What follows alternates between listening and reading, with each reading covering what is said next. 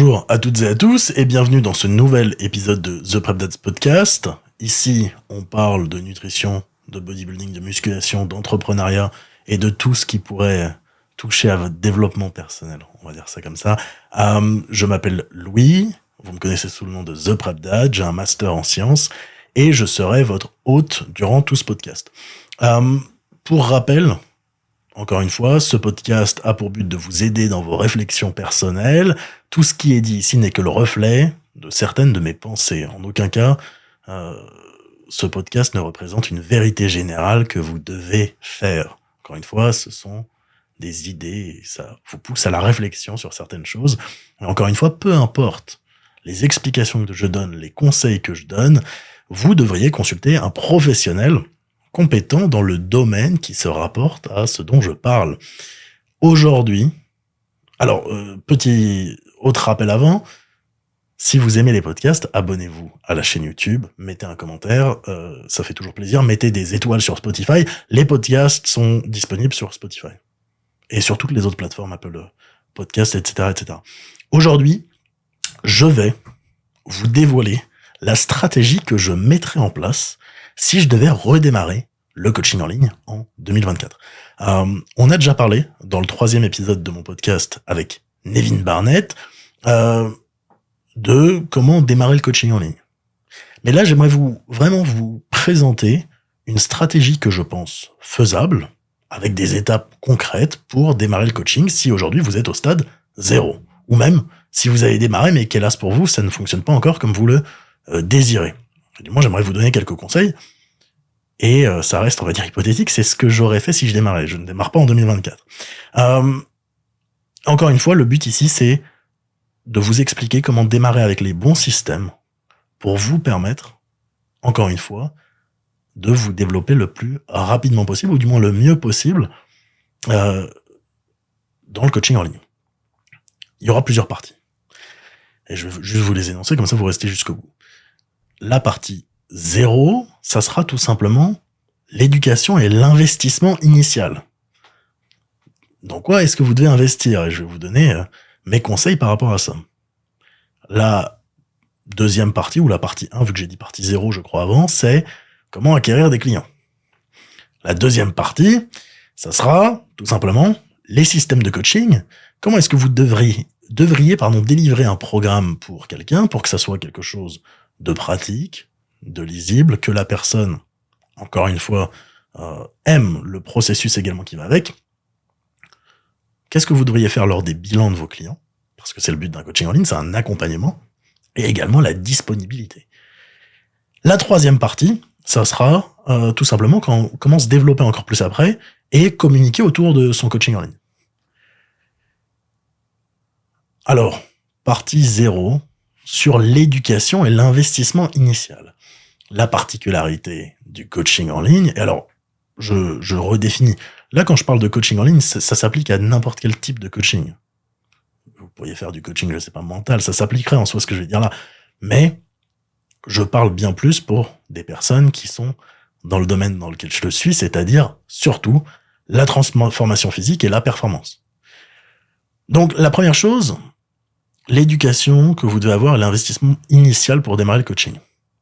La particularité lorsque vous proposez un service, c'est tout simplement que l'investissement initial, il est de 0 en soi. Vous n'avez pas des stocks à acheter, des produits comme quand vous vendez des t-shirts, vous n'avez pas des samples à acheter. Donc déjà, démarrer le coaching en ligne, c'est relativement accessible tout simplement par le fait que il n'y a pas vraiment d'investissement initial. Parce qu'on va en parler après avec les systèmes que vous pourriez avoir, tout est gratuit. Vous pouvez démarrer avec 0 €. Mais, il y a un gros mais, c'est la question de l'éducation que vous devez avoir. Je suis absolument contre les personnes qui font du coaching en ligne, qui n'ont jamais fait de formation dans ce domaine, et je trouve ça, alors, risqué, malhonnête, dangereux, ce que vous voulez. Et, par exemple, vous pourriez très bien avoir une bonne transformation personnelle, ça ne fait pas de vous un bon coach. Vous pourriez également avoir peut-être aidé des gens à se transformer. Ça ne fait pas de vous un bon coach, ou du moins un coach qui a des compétences particulières. Donc, la première chose, et je pense la première année où vous faites du coaching, l'argent que vous avez, on va dire si vous avez un budget de côté pour votre coaching, investissez-le dans votre éducation personnelle. Bien plus que dans du mentoring avec des business coachs, je sais que c'est la mode, des choses comme ça, des publicités. Non, je pense que la principale chose à faire, notamment la première année de coaching, c'est tout investir dans votre éducation personnelle. Donc, comment devenir un meilleur coach, avoir des meilleures compétences en nutrition, en entraînement. Pourquoi pas investir dans une application, si vous souhaitez utiliser une application, on va y revenir après. Ça c'est la principale chose. Mais surtout dans votre éducation personnelle. Investissez là-dedans. Et donc, la particularité du coaching en ligne, avec la législation actuelle en France, c'est que c'est un petit peu flou.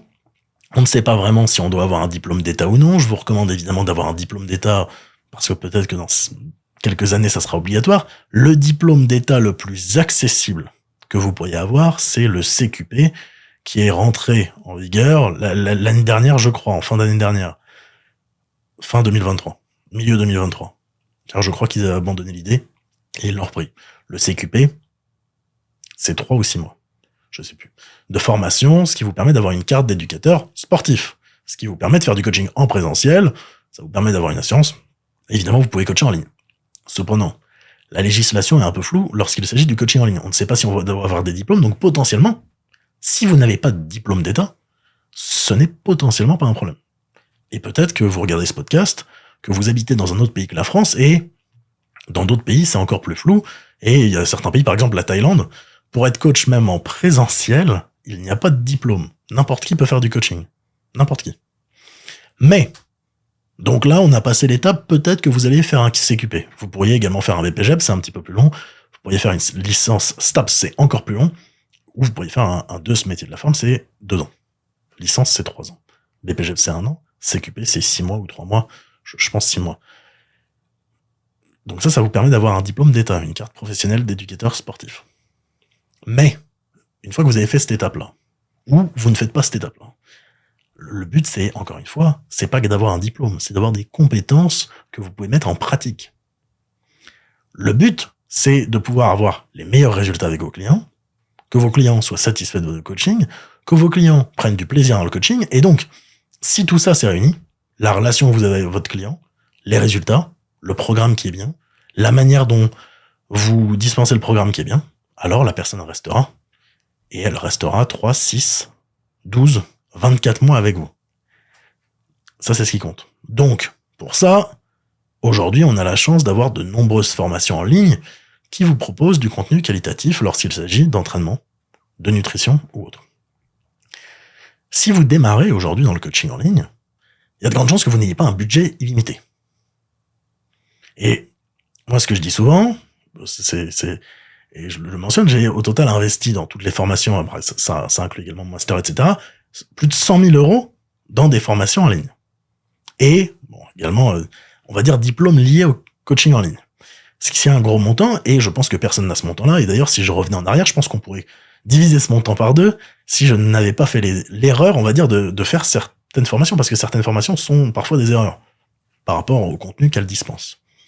Donc aujourd'hui, vous n'avez pas un budget limité. Donc ce que je vais vous dire, c'est par rapport au budget que vous avez, dans quoi pouvez-vous investir?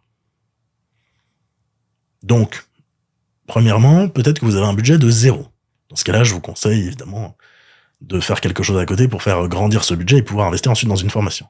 Si vous avez un budget de 0, je vous recommande potentiellement de commencer par écouter des podcasts. Alors même si je dis encore une fois, les podcasts, ce ne sont pas des vérités absolues. Dans la mesure où vous ne pouvez pas vérifier l'information. Moi, c'est le truc qui me dérange parfois. C'est pour ça que j'écoute pas beaucoup de podcasts. Alors, ou du moins, j'écoute des podcasts qui n'ont rien à voir avec ce domaine-là. Tout simplement car on peut pas vraiment vérifier les informations.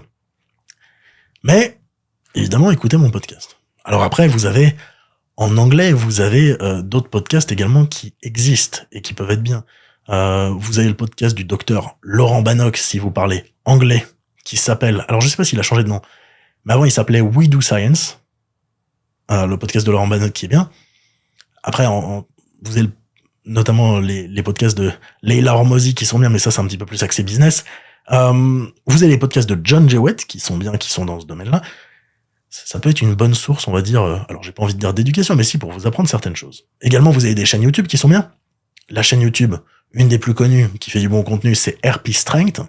Vous avez également la chaîne de Jeff Nippard qui propose du contenu relativement accessible pour un petit peu mieux comprendre ces domaines-là. Encore une fois, ce sont des chaînes en anglais et la plupart des ressources que je recommande souvent sont en anglais.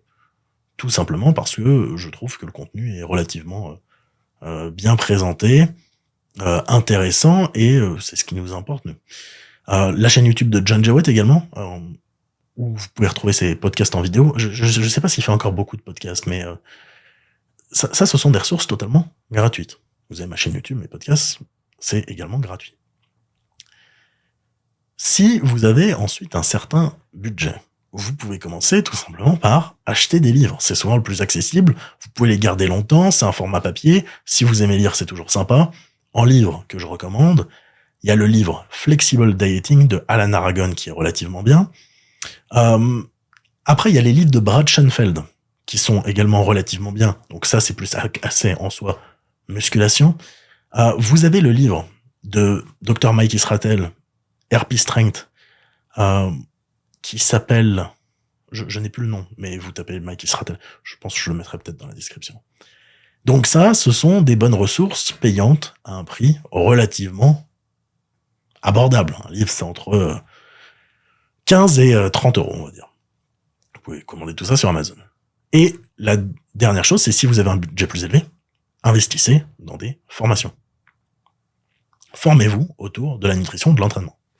Évidemment, vous êtes sur mon podcast, je vais vous recommander ma formation The Prep Dad Mastermind qui vous explique tout en 12 semaines sur le coaching en ligne, que ce soit la nutrition, les systèmes de coaching, l'entraînement. Dans le mastermind de cette année, il y aura également une partie sur la préparation en bodybuilding, la transformation physique, les systèmes de coaching, l'organisation, tout. Donc évidemment, je vais recommander ma formation dans le milieu francophone. Si on parle du milieu anglophone, en formation de nutrition, si vous parlez bien anglais, et je le précise bien anglais parce que je connais des personnes qui l'ont faite, qui parlaient pas très bien anglais, qui ont loupé l'examen. Donc, je parle de personnes qui parlent bien anglais, faites Mac Nutrition Uni, je pense que c'est une très très bonne formation de nutrition. En formation à l'entraînement, en anglais, ce qui est bien, vous avez N1 Education, vous avez Prescript, vous avez RTS, ce sont des bonnes formations, alors RTS c'est en présentiel, les deux autres sont en ligne, cependant elles sont relativement onéreuses parce que N1 Education, si vous voulez acheter toute leur formation, c'est de mémoire, $3,000. Prescript niveau 1, ça doit être 1500. Niveau 2, ça doit être 2000 ou 2500. Je pense qu'il y a j'ai fait les deux, enfin, j'ai fait les Prescript et N1. Il y a du bon dans les deux. Mais vous voyez, si on accumule tout ça, ça fait énormément. Donc, j'irai pour vos débuts en coaching vers une formation qui est plus généraliste, où vous avez de tout relativement bien expliqué, et ça ne peut que vous être utile pour démarrer. Donc, ça, c'est la partie éducation. Mettez un point d'honneur sur votre éducation lorsque vous démarrez le coaching en ligne. Et je pense que c'est quelque chose de très, très, très important. Parce qu'encore une fois, ça vous permettra de résoudre des problèmes. Les personnes viennent vers vous pour que vous puissiez résoudre des problèmes.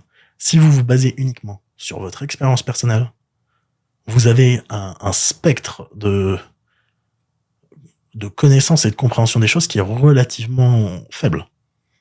Et il y a beaucoup de personnes qui aiment se baser sur leur expérience, j'ai 10 ans de terrain, etc. Évidemment, c'est à prendre en compte, hein, car dans la pratique qu'on appelle evidence-based, il y a l'expérience de terrain.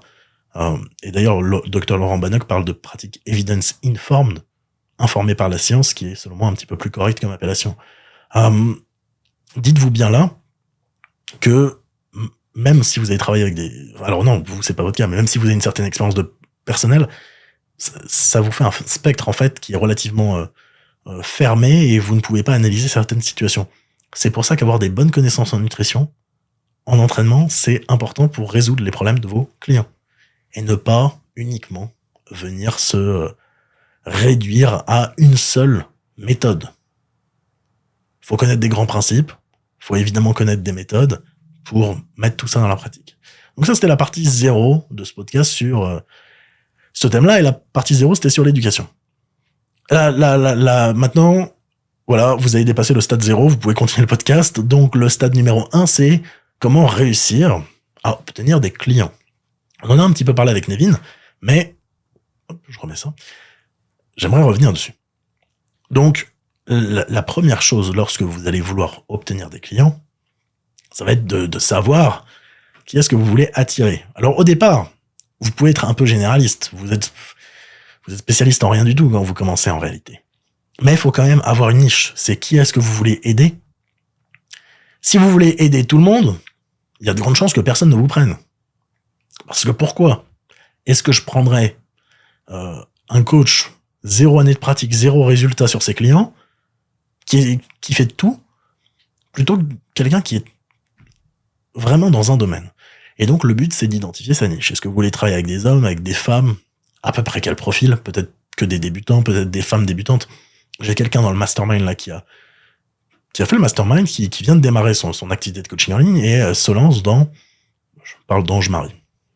Parce que je pense qu'elle regardera le podcast, peut-être. Et elle aide les femmes à débuter en musculation. Et je trouve que c'est une bonne niche. C'est à qui elle s'adresse. Elle s'adresse à des débutantes qui n'ont probablement jamais eu de coaching en ligne. Elle s'adresse à des femmes. Par rapport à son profil, c'est peut-être des femmes qui ont entre 20 et 30 ans qui vont venir vers elle. Elle fait du contenu qui est autour de ça. Très bien.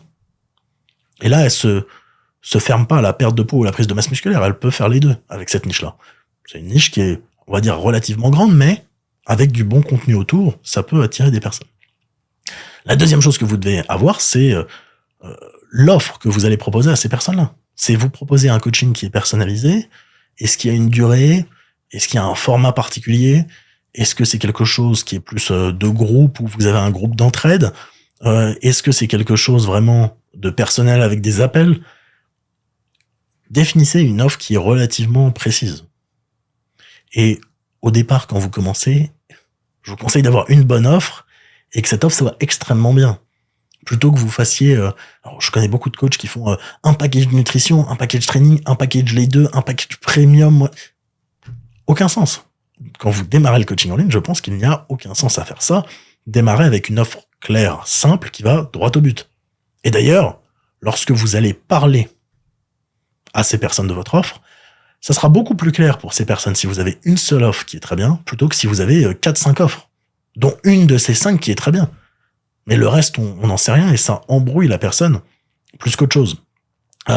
Donc ça, très important. Et donc là, vous avez mis votre plan d'action en place. Vous avez...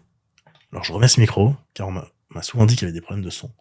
J'essaie de faire en sorte qu'il n'y en ait plus. Et de bien parler dans le micro. Donc, vous avez votre niche. Vous avez votre offre.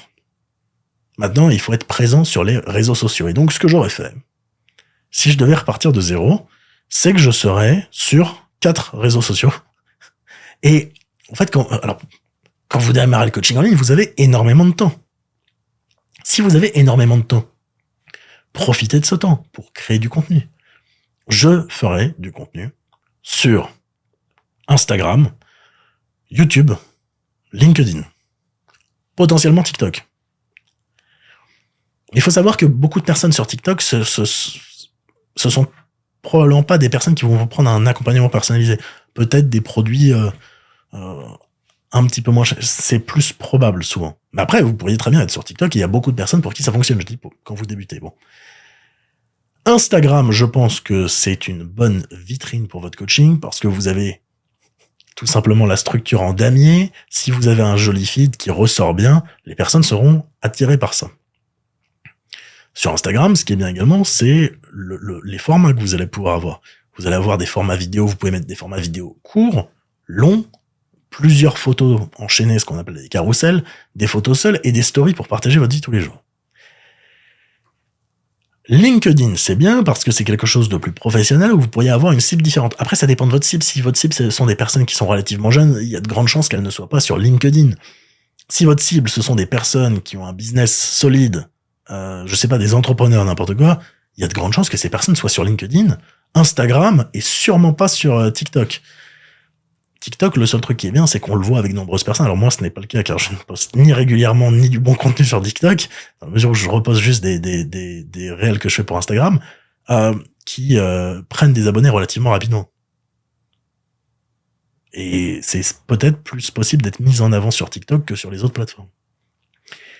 Et sur YouTube, alors vous allez me dire, YouTube c'est compliqué, j'en suis la preuve, je n'ai que 1000 abonnés sur YouTube et je suis pas du tout une grosse chaîne YouTube, mais si je devais démarrer le coaching, je pense que YouTube c'est bien, pour plusieurs raisons. La première raison, c'est ce qu'on a évoqué avec Nevin dans le podcast numéro 3, c'est vous pouvez retrouver les vidéos. C'est-à-dire que si demain je tape perdre du poids, et que ma vidéo elle a fait 100 000 vues, elle va apparaître dans les recherches, même si elle date d'il y a 10 ans. Vous avez compris l'idée. Ça c'est bien. La deuxième chose qui est bien avec YouTube, c'est le format long, ça plaît à beaucoup de personnes. Il y a beaucoup de personnes qui, aujourd'hui, à la place de regarder la télé, regardent des vidéos YouTube. À la place de regarder des séries sur Netflix, regardent des vidéos YouTube. Ça, c'est la deuxième chose. Et la troisième chose, c'est vous allez me dire, mais comment est-ce que je fais grossir ma chaîne YouTube si je suis connu nulle part?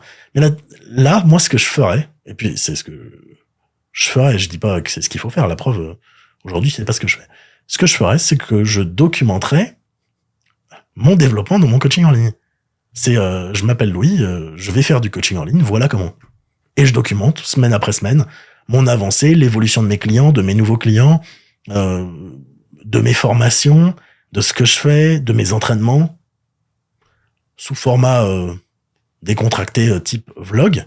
C'est quelque chose qui, je pense, pourrait plaire. Et c'est vous documenter ça. Et je pense que c'est juste quelque chose qu'il ne faut jamais abandonner. C'est-à-dire que peut-être que les 3 premières vidéos, vous ne ferez absolument pas de vues. C'est pas très grave. Documentez ça. Donc, j'irai me mettre sur tous ces réseaux-là. Et la principale chose, et ça c'est ce que je ferai, mais c'est ce que j'ai toujours essayé de faire, c'est d'apporter le plus de valeur ajoutée aux personnes gratuitement. Encore une fois, il y a des coachs qui pensent qu'il ne faut pas dévoiler toutes ses connaissances, qu'il y a des choses secrètes et cachées. C'est faux. Il y a peut-être des choses que certains coachs savent, que d'autres ignorent pour l'instant encore, et qu'ils apprendront peut-être un jour. Mais ce qu'il faut savoir, c'est que vous pouvez dire ce que vous voulez sur Instagram, vous pouvez donner toute la valeur ajoutée du monde, et il y a toujours des personnes qui voudront un coaching. Car un coaching, ce n'est pas juste un amas de connaissances. Un coaching en ligne, c'est un accompagnement où vous aidez quelqu'un. Ce n'est pas la même chose. Je peux vous dire comment perdre du poids, c'est pas pour ça que vous allez perdre du poids. Parce que vous avez peut-être pas la stratégie derrière, vous allez peut-être pas être objectif sur vous-même, vous n'allez pas savoir quand faire les bons ajustements. Il y a très peu de personnes dans ce monde qui sont capables de se coacher elles-mêmes et en le faisant bien. Donc, là-dessus, j'irais vous dire, donnez le plus de valeur ajoutée à toutes les personnes. Instagram, faites des réels en répondant à des problématiques. Le but, c'est de répondre à des problèmes. C'est pas de créer des problèmes. Parce qu'il y a des personnes aussi qui aiment bien faire du contenu pour créer des problèmes en disant « Faites attention à ça, ça c'est mal ». Non. Venez répondre à des problèmes. Des personnes ont des questions, donnez-leur des réponses. Et là, les personnes commenceront à être attirées par votre contenu. Également, ce que j'irais faire si je recommençais le contenu sur Instagram, c'est évidemment évaluer un petit peu ce qui est tendance et répliquer ça. Car évidemment, lorsque vous êtes au stade 0 sur Instagram, que vous n'avez pas d'abonnés, faire du réel facecam éducatif, vous n'êtes pas encore une figure d'autorité. Alors, on va dire une figure d'autorité, donc personne ne va vous écouter, ou du moins très peu de gens. Donc, faire du contenu un peu tendance, et dans ce contenu tendance, en format écrit, donc en caption, délivrer de la valeur ajoutée. La troisième chose par rapport justement à cette partie acquérir des clients, faites des bons designs sur Instagram. Alors ça peut paraître bête, mais des bons designs, ce sont des couleurs relativement... ayez un branding déjà. Toujours les mêmes couleurs, toujours la même police de caractère. Peut-être qu'au départ, vous allez avoir un logo, peut-être pas. Faites ça. Parce qu'encore une fois, ça viendra rendre votre compte Instagram professionnel. Et ça, c'est ce qui compte réellement. C'est un aspect de professionnalisme, car le coaching en ligne, c'est un métier et c'est pas un passe-temps. C'est pas un hobby, c'est un métier. Donc, ayez un branding professionnel, sans faute d'orthographe, parce que je connais beaucoup de coachs qui font beaucoup de fautes d'orthographe, je trouve ça très peu professionnel. Vous avez aujourd'hui des outils comme ChatGPT qui peuvent vous corriger vos textes. Ça vous prend 10 secondes, vous écrivez votre texte, vous le passez dans ChatGPT, il vous le corrige, vous vérifiez, vous le postez. Et donc, faire des bons designs, c'est utile pour que ça soit relativement attrayant pour les gens. L'autre chose que j'irais faire, c'est les personnes qui vont s'abonner à vous, qui vont peut-être réagir à vos stories parfois, ayez des réelles discussions avec elles, faites des sondages sur Instagram, tentez de discuter avec elles de leurs problématiques, donnez-leur des conseils gratuitement, et si ces personnes ont l'air intéressées par du coaching, proposez-leur de faire un appel. Ne dites pas les prix de vos coachings par Instagram car il n'y a pas d'intérêt. Pourquoi il n'y a pas d'intérêt? Tout simplement car les personnes ne savent pas ce que comporte votre coaching. Demain, je ne vois pas l'intérêt de dire « Ah bah mon coaching c'est tant ». Oui, mais ton coaching c'est quoi? Le plus important, c'est de voir ce à quoi le coaching de la personne ressemble. Et une fois que vous avez vu ce à quoi elle ressemble, alors là, vous êtes intéressé par entendre le tarif. Moi, avant d'acheter quelque chose, je veux bien savoir à quoi la chose ressemble. C'est comme si je sais pas, c'est comme si demain, sur le papier, je vous disais, la voiture coûte 50 000 euros, vous n'avez pas vu la voiture. Vous ne savez pas si c'est une Clio ou une Maserati. C'est à peu près la même chose. C'est demain, en coaching en ligne, vous savez pas si vous avez un plan copier-coller à 200 euros par mois ou un super programme à 200 euros par mois. Donc, c'est pour ça que j'encourage les personnes à faire des appels, et également, ça vous permettra de voir si vous pouvez réellement correspondre à la personne. Ça vous permettra de savoir si réellement, au-delà de correspondre à la personne, si réellement vous pouvez l'aider. Et ça vous permettra de présenter ce que vous allez faire pour elle. Ça vous permettra d'avoir un premier échange, et c'est toujours plus sympa. Faire un appel, toutes les personnes que j'ai en appel pour du coaching, ou que Clémentine Axel de The Prep Family, mon équipe de coaching en ligne, je le précise parce que je le précise jamais, ont pour des appels, je ne connais pas une personne qui a dit « Oh, j'ai perdu du temps à faire un appel coaching ». Non, c'est tout le monde est content de pouvoir voir son coach, lui parler, voir si ça va le faire, le coaching. Voilà. Faites des appels. Et parlez aux gens de leurs problématiques et tentez de leur donner des pistes pour résoudre ces problématiques. Et si tout va bien, alors les personnes commenceront sûrement un coaching avec vous.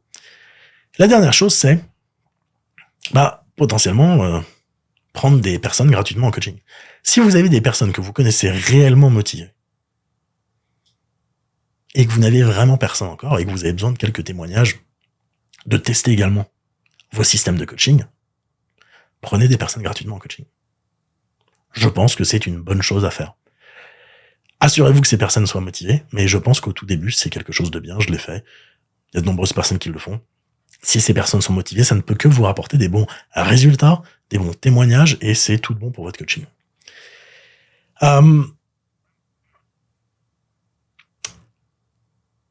Est-ce que j'avais d'autres choses par rapport à ça? Alors non. Donc la partie 1. Maintenant, vous avez réussi à acquérir des clients. Vous avez des clients, vous avez peut-être 5 clients. Comment est-ce que vous allez faire les programmes? Tout d'abord, optez pour les outils gratuits au départ. Vous n'avez pas de budget, vous ne touchez probablement pas de salaire encore du coaching, optez pour des outils gratuits. Donc vous avez toujours plusieurs formats. Vous avez le format numéro 1, le classique PDF. Le format numéro 2, le message WhatsApp. Le format numéro 3, le tableur Google Sheet. Lequel de ces formats est le meilleur selon vous? Selon moi, il y en a deux qui ressortent. Le PDF, évidemment, et le Google Sheet. Des deux formats, le Google Sheet est meilleur. Pourquoi? Parce que le Google Sheet, vous pouvez voir toutes les modifications que vous faites au fur et à mesure du temps. Le PDF, vous devez regarder le PDF précédent, vous perdez un temps monstre. Un Google Sheet, vous pouvez l'automatiser, vous pouvez avoir des listes d'aliments, vous pouvez tout calculer avec Google Sheet. Google Sheet, c'est miraculeux. C'est réellement le meilleur outil, selon moi. Il y a d'autres applications également, mais ça, ce sont des formats payants qui sont bien. Donc voilà. Optez pour Google Sheet. C'est compliqué à prendre en main au départ, mais quand vous avez appris à prendre en main Google Sheet, que vous avez fait un beau tableur, et vous pouvez faire des tableurs vraiment poussés et très beaux, et très utilisables sur mobile, alors vous avez sûrement tout gagné, car vous ne payez pas vos systèmes de coaching, et en plus de ça, les clients aiment bien. D'ailleurs, on apprend à faire des tableurs Google Sheet dans le Mastermind. Donc ça, c'est comment dispenser le programme. Et donc, sur votre Google Sheet, vous pourriez avoir un onglet plan. Donc le plan, c'est-à-dire ce que vous allez faire avec la personne durant les 3 mois de coaching, avec ses objectifs, vous récapitulez tout. Vous pourriez très bien avoir un onglet pour traquer ses données, que ce soit son poids, son sommeil, sa fatigue, ces choses-là. Vous pourriez avoir un 3e onglet pour le plan de nutrition. Vous pourriez avoir un 4e onglet pour le plan d'entraînement. Et que la personne puisse traquer ses trainings. Et ça, c'est important. Donc, Google Sheets, c'est sûrement un des meilleurs outils. Le deuxième outil, c'est pour communiquer pardon, je vais y arriver. Le deuxième outil, c'est pour communiquer avec votre client. Et là, vous avez trois grandes options, on va dire. Vous avez les mails, vous avez WhatsApp, vous avez Telegram. Je ne recommande pas de communiquer par mail. Personne n'aime recevoir des mails. Je recommande évidemment de communiquer par WhatsApp ou Telegram. Mais d'une manière générale, je recommande WhatsApp car tout le monde a WhatsApp, tout le monde n'a pas Telegram et il y a certaines personnes qui ne veulent pas avoir Telegram car c'est un réseau qui peut paraître bizarre pour certains. Donc, WhatsApp. Et ça permet à la personne de vous contacter dès qu'elle a des questions. Et justement, par rapport à ça, quelle devrait être votre disponibilité lorsque vous démarrez le coaching en ligne? Selon moi, lorsque vous démarrez, faut travailler un petit peu tous les jours sur son business.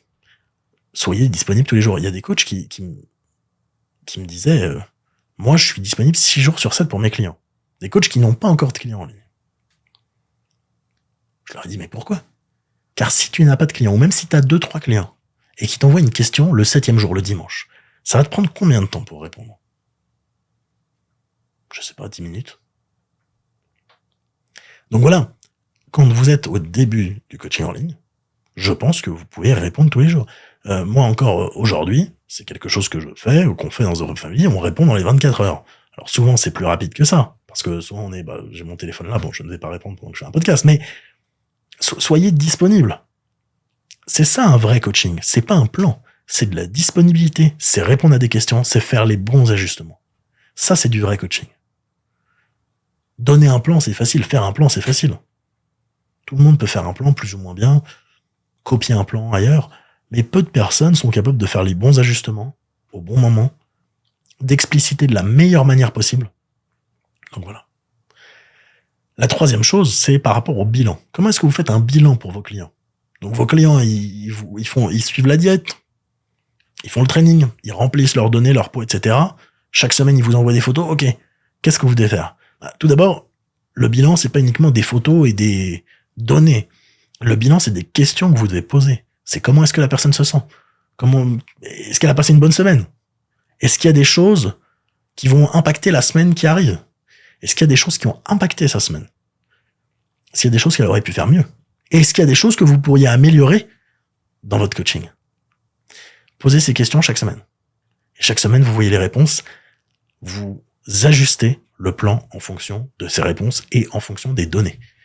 Et vous ajustez votre coaching en fonction de ça. Parce que vous allez voir ce qui plaît moins.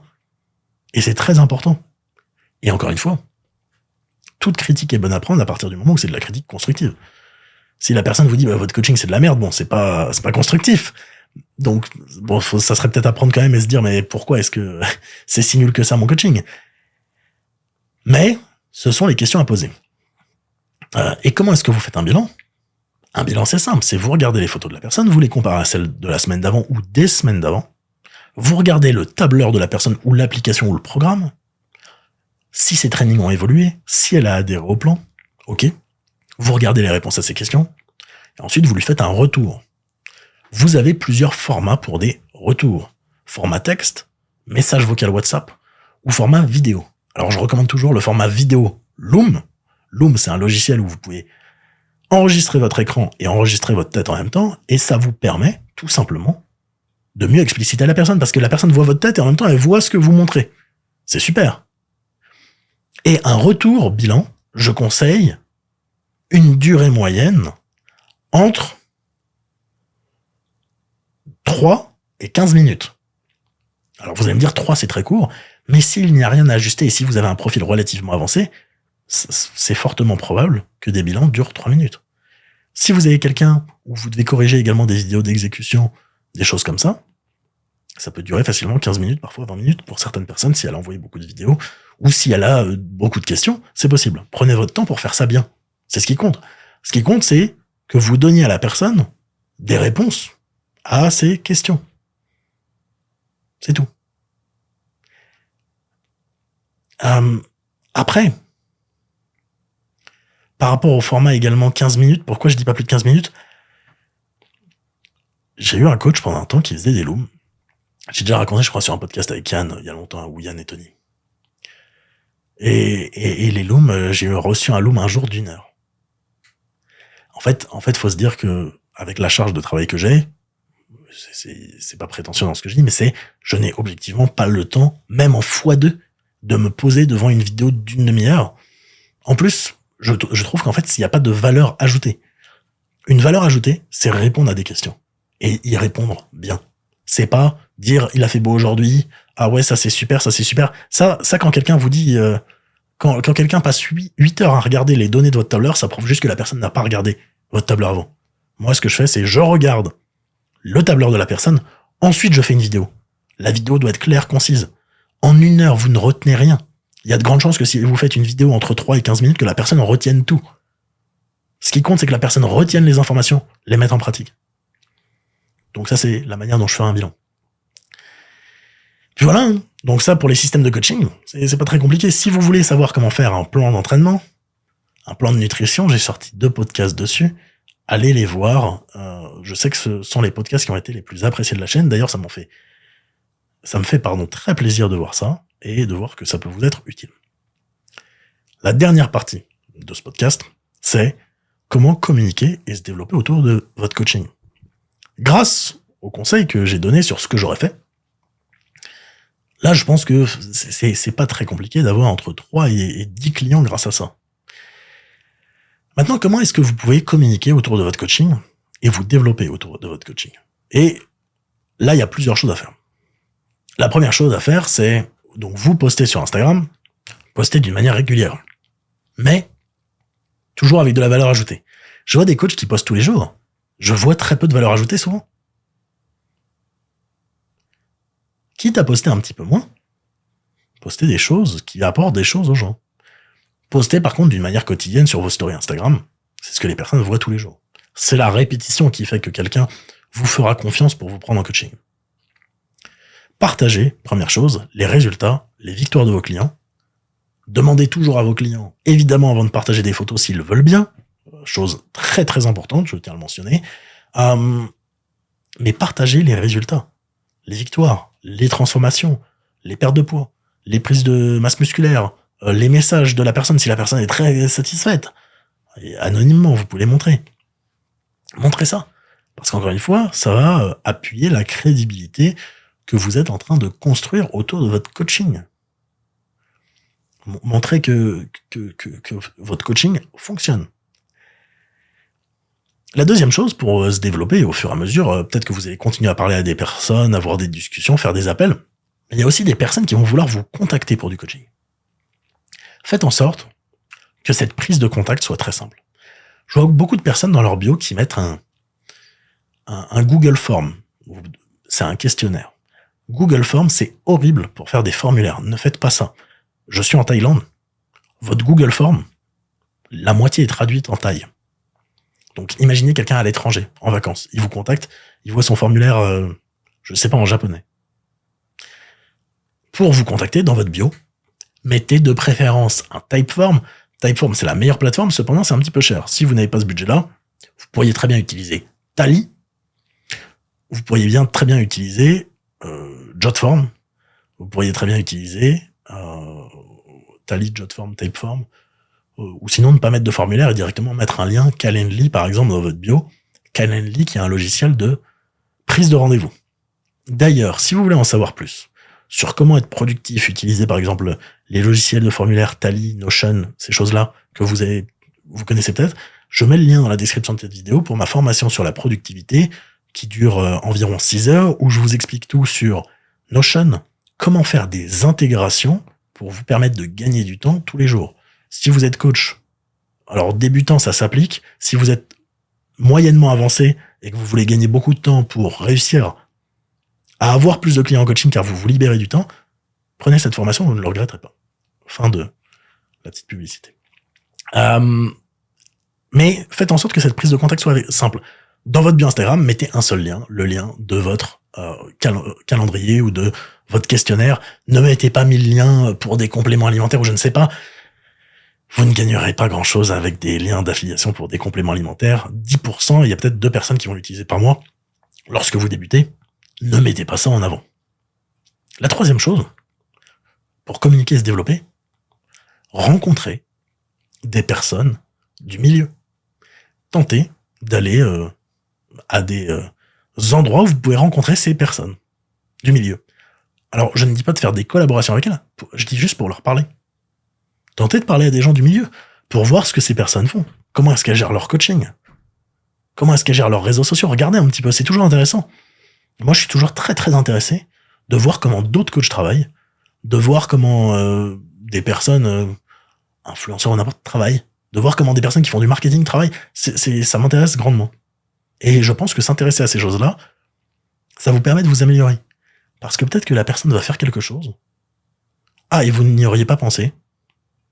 Et vous allez du coup le faire. Et je pense que c'est une des choses à faire. Et la dernière chose qui peut être intéressante, c'est quelque chose un petit peu à la mode également, mais si vous avez, on va dire, les moyens, ou du moins que vous avez un petit peu d'argent, vous avez déjà fait des formations, prendre des consultations avec des personnes qui ont fait ce que vous voulez faire, ça peut être intéressant. J'ai déjà pris des consultations avec des personnes qui ont fait des choses que je voulais faire, et je trouve toujours que, alors, vous n'allez pas gagner énormément en termes de connaissances, mais c'est plus avoir les perspectives différentes. Ok, comment est-ce que la personne a fait ça? Ok. Pourquoi est-ce qu'elle a fait ça? Ok. Elle a fait ça comme ça? Ok. Et ça, c'est ce qui est intéressant. Par exemple, pour vous donner des personnes avec qui j'ai pris des consultations, j'avais pris une consultation avec Christian Chapman, Coach by Christian, qui, en soi, m'a dit que je faisais du bon travail. Alors, vous voyez, c'est un peu bête à dire, parce que là, on va se dire, ah, bon, ça va pas servir à grand-chose. Mais si, ça vous sert à vous aiguiller, à vous dire, ah, je suis sur la bonne voie ou je ne le suis pas. Ou du moins, écoutez certains conseils. Donc ça, c'est un exemple. Prendre des consultations, c'est, je pense, quelque chose de bien à faire. Il y a de nombreuses personnes qui en proposent. Encore une fois, prenez des consultations payantes à des personnes qui vous inspirent. Prenez des consultations payantes à des personnes à qui vous pouvez faire confiance. Pas je sais également un peu la tristesse de la chose, c'est qu'il y a beaucoup de personnes qui en proposent, mais regardez qui peut réellement être compétent pour répondre à vos questions. Donc ça, c'est le troisième point. Le dernier point également, tant que j'y pense, et je ne l'avais pas fait avant, lorsque vous démarrez le coaching en ligne, alors, pas dès le départ, mais je vous conseille d'investir dans deux choses importantes, et je les ai eues que tard. Au départ, je faisais pas de contenu vidéo ni rien. Investissez dans un bon micro, donc vous avez plein de micros disponibles, DJI, Rode, Sennheiser, ou des micros bien moins chers d'ailleurs. Première chose. Deuxième chose, pourquoi pas investir dans une bonne caméra ou un téléphone de qualité. Ça, on en reparle également dans le mastermind parce que j'ai voulu faire un module à ce sujet pour cette année. C'est très important parce que ça vous permet, et c'est quelque chose qui dure sur le long terme, de faire du bon contenu pour Instagram, YouTube, pour vos clients également, pour faire un espace client. Et d'ailleurs, dernière chose, si je devais refaire du coaching en ligne, tout le temps que vous avez au départ, créez du contenu éducatif pour vos clients. Faites une plateforme éducative pour vos clients. Je pense que c'est quelque chose qui sera bénéfique pour vos clients. Donc voilà, c'est la fin de ce podcast qui est un petit peu plus court que d'habitude, mais j'espère que ça aura pu vous aiguiller sur ce que vous pourriez faire pour lancer votre coaching en ligne. N'hésitez pas, encore une fois, à partager ce podcast, vous abonner à ma chaîne YouTube, mettre un like, mettre un commentaire. Si vous êtes intéressé par du coaching avec The Prep Family, les coachs qui ont été formés par moi ou moi-même, le lien est dans la bio. Si vous êtes intéressé par mes formations, le lien est dans la bio. Et on parle très vite.